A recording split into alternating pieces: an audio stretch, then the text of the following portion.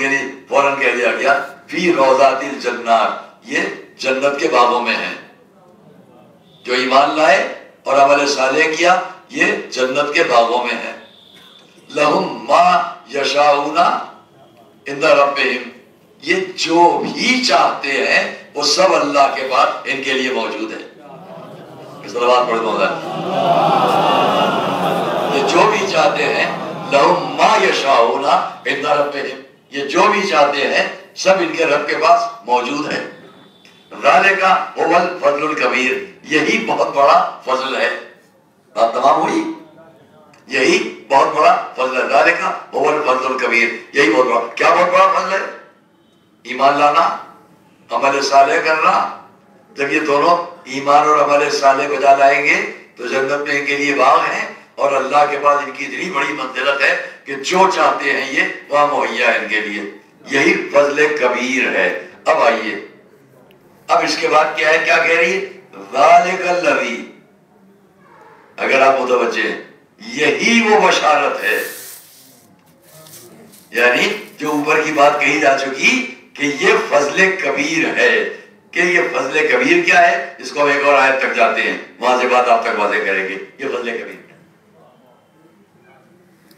ذرا دماغوں میں بوجھ والی بات ہے، لیکن تھوڑا سا متوجہ رہے گے تو آپ کو اچھا لگے گا کہ ہم یہ طے کریں یہ فضل کبیر جو قرآن نے کہا، جو ایمان لے آئے عمل صالح بجا لائے جنت کے باغوں میں ان کے لیے جگہ ہے، جو کچھ یہ اللہ سے مانگیں گے سب ان کے پاس موجود ہے. یہی فضل کبیر ہے. اور دوسری آیت نے فوراً کیا کہا؟ اور یہی فضل کبیر، یہی وہ بشارت ہے جو اللہ دے رہا ہے ان بندوں کو جو ایمان لا چکے اور عمل صالح کر چکے. ریپیٹ کیا قرآن نے پہلی آیت میں، جو ایمان لا چکے عمل صالح کر چکے ان کے لیے فضل کبیر.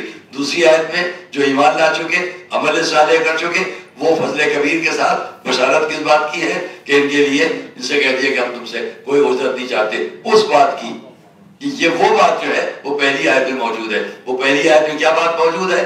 ایمان، عمل صالح، جنت اور فضل کبیر. اگر یہاں تک بات ذہن میں آ گئی ہو تو میں اپنے مجمع کو واضح کر دوں کہ فضل کبیر کیا ہے. دیکھیں پھر سے ریپیٹ کر رہا ہوں تاکہ ذہن سے نہ نکل جائے بات آپ کی، کہ وہ جو ایمان لا چکے، جو عمل صالح کر چکے ان کے لیے باغ ہے جنت میں، ان کے لیے اللہ کے پاس سب کچھ ہے اور یہی فضل کبیر ہے. بات ختم ہوتی ہے ایک آیت میں، فوراً شروع ہو جاتا ہے اور یہی وہ بشارت ہے. اس کا مقصد یہ کہ جو اوپر فضل کبیر بیان ہو رہا ہے وہ بشارت ہے. توجہ کر رہے ہیں؟ جو اوپر فضل کبیر بیان ہو گیا پہلی آیت میں، یعنی 22ویں آیت میں، 23ویں آیت میں کہہ دیا گیا، بتلا دیا گیا کہ وہ فضل کبیر جو ہم نے بیان کیا ہے، ذالک الذی یبشر اللہ عبادہ الذین آمنوا، اس فضل کبیر کی بشارت اللہ انہی لوگوں کو دے رہا ہے جو ایمان لا چکے پہلی آیت میں، جو عمل صالح کر چکے پہلی آیت میں. ان کے لیے یہ بشارت بھی ہے. اور اب ان سے آپ کہہ دیجیے میں اس بارے میں تم سے کوئی اجرت نہیں چاہتا. اگر آپ اس بات تک آ گئے کہ حضور نے اجرت نہ مانگ کر اپنے اہل بیت کی محبت مانگی ہے تو کس بنیاد پر مانگی ہے؟ بنیاد ہے فضل کبیر. اور فضل کبیر کیا ہے کہ جس پر یہ سب ہو رہا ہے کہ دوسری آیت کہہ رہی ہے وہ بات یہ کیا ہے؟ اس کے لیے ہم ایک آیت تک اور چلتے ہیں. یا ایھا النبی انا ارسلناک شاہدا ومبشرا ونذیرا وداعیا الی اللہ باذنہ وسراجا منیرا. میں ہر لفظ کی الگ توضیح چاہیے وہ میں نہیں بیان کروں گا. یہاں پر خالی ایھا النبی، یا ایھا النبی انا ارسلناک شاہدا ومبشرا، میں صرف لفظ بشارت کی بات کروں گا کیونکہ یہاں کیا ہے؟ ذالک الذی یبشر اللہ عبادہ الذین آمنوا وعملوا الصالحات. اب آئیے میرے روزہ بچے تو آپ متوجہ ہوں گے، ذات بات ذہن تک پہنچ جائے گی. کیا ہے پہلے میں فضل کبیر؟ جو پہلے میں فضل کبیر کہا جا رہا ہے جس پر یہ مانگا جا رہا ہے کہ ہم تم سے کوئی اجرت نہیں چاہتے، اس لیے کہ ہم تو تم کو یہ فضل کبیر دلوا چکے. اب تو تمہیں ہم نے فضل کبیر دلوایا ہے، اس کی تم سے ہم کوئی اجرت نہیں مانگ رہے ہیں.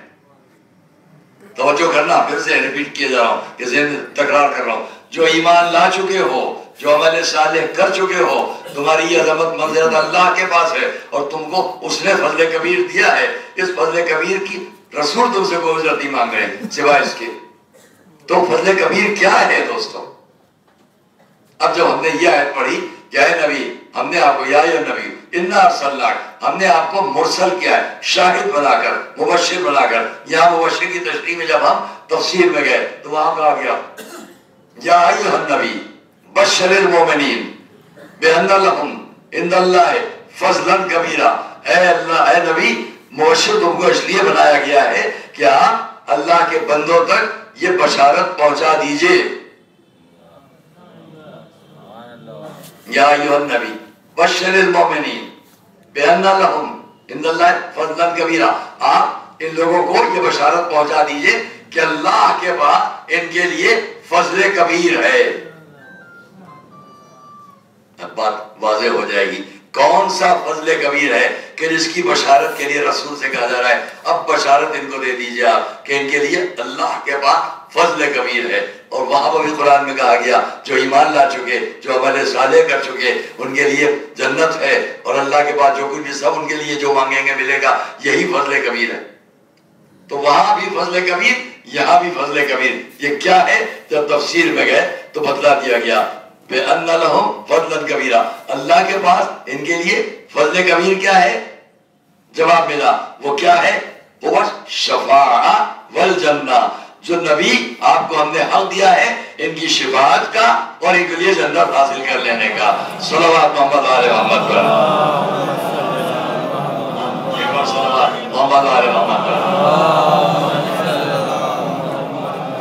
دیکھیں بات ذرا وزنی رہی ہے بوجھل رہی ہے لیکن میں اس کو ابھی اور واضح کروں گا. ایک صلوات اور محمد آل محمد. ہم نے یہ تو سمجھ لیا کہ قرآن کی دو آیتوں سے مل کر ایک فضل کبیر کی بات واضح ہو رہی ہے کہ بہت بڑا فضل اور اس کو دوسری جگہ بتا دیا گیا شفاعت اور جنت. تو اب رسول کو حق ہے یہ سوال کرنے کا. جب یہ معلوم ہو گیا کہ آپ ایمان پر ہیں آپ عمل صالح پر ہیں اور آپ کا ایمان کیا ہے اور عمل صالح کیا ہے تو اس کے لیے اس نے یہ جزا دی کہ آپ کے لیے فضل کبیر بھی ہے. دوسری آیت نے کہا یہ بشارت آپ پہنچا دیجئے کیا ہے کہ اگر تم قل لا اسألکم علیہ میں اس فضل کبیر کے بارے میں تم سے کوئی مطالبہ نہیں کرتا سوائے اس کے کہ میرے خلافت دار میرے اہل بیت ان کی محبت اختیار کرو. جب تم ان کی محبت اختیار کرو گے تو میں نے جو تمہارے لیے فضل کبیر مقرر کیا جا چکا ہے اس کا کوئی بوجھ آج نہیں مانگ رہا ہوں. اور وہ کیا ہے کہ وہاں جب تمہیں ضرورت ہوگی میں تمہیں شفاعت بھی کروں گا اور تمہیں جنت بھی دلواؤں گا. جب شفاعت اور جنت کا معاملہ تم سے کچھ نہیں مانگتے سوائے اس کے کہ میرے اہل بیت کی محبت اختیار کرو. ایک صلوات محمد آل محمد.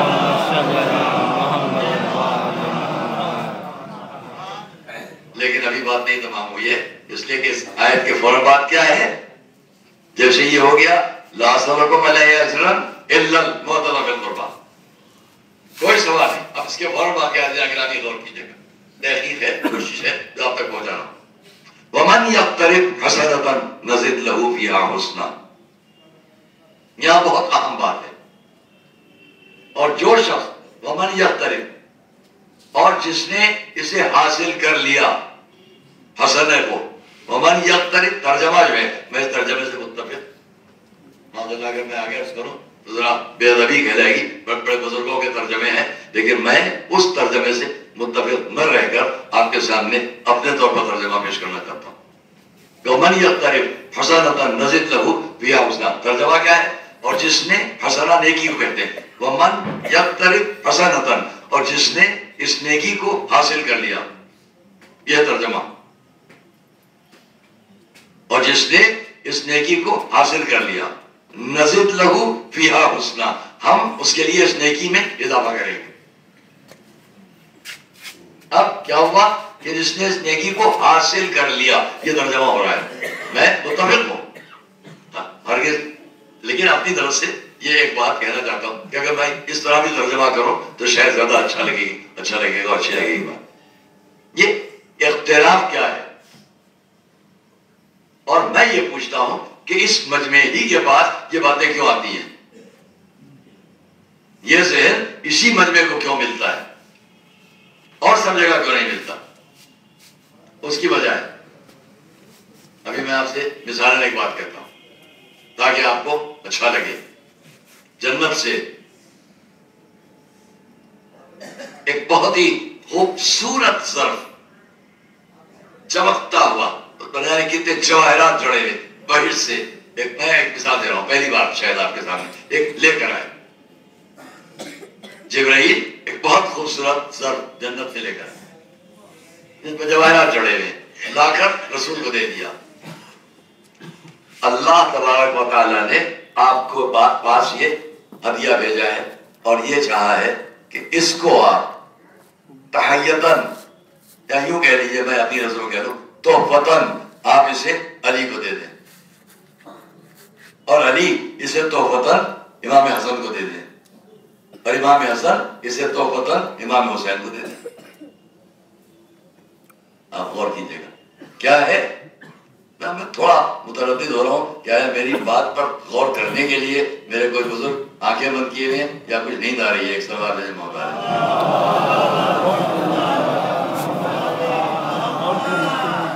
تو یہاں پر کیا ہے کہ انہوں نے لا کر یہ پیش کر دیا، بہت خوبصورت جام ہے، بہت خوبصورت وہاں کا ظرف ہے جس پہ ہیرے جواہرات جڑے ہیں، یہ رسول کی خدمت میں، آپ اس کو علی کو دے دیجئے، علی سے حسن کو دے دیں، حسن اس کو حسین کو دیں۔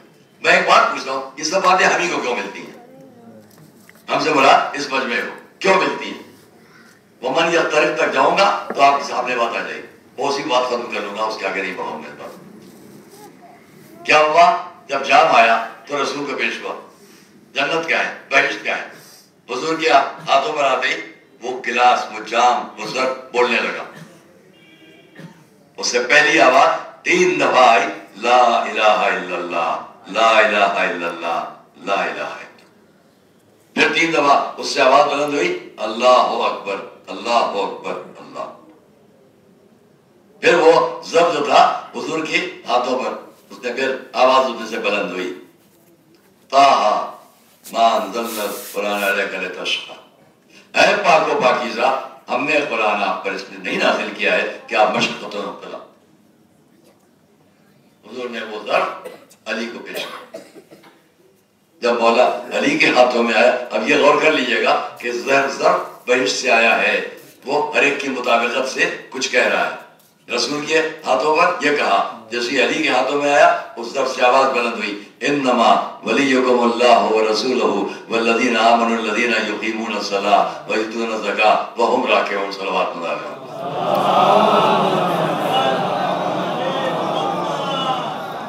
مولا نے ادھر امام حسن کی طرف بڑھا دیا، آواز ظرف سے بلند ہوئی، اما یتساءلون عن النبأ العظیم۔ امام حسن نے امام حسین کی طرف بڑھا دیا، جیسے امام حسین کی طرف پڑھا، اب اسی ظرف سے آواز بلند ہوئی، قل لا اسألکم علیہ اجرا الا المودۃ فی القربى۔ اب پہچانا آپ نے کہ قرآن کی اس آیت کا کتنا ربط ہے حسین کی ذات سے؟ ایک صلوات محمد علیہ محمد۔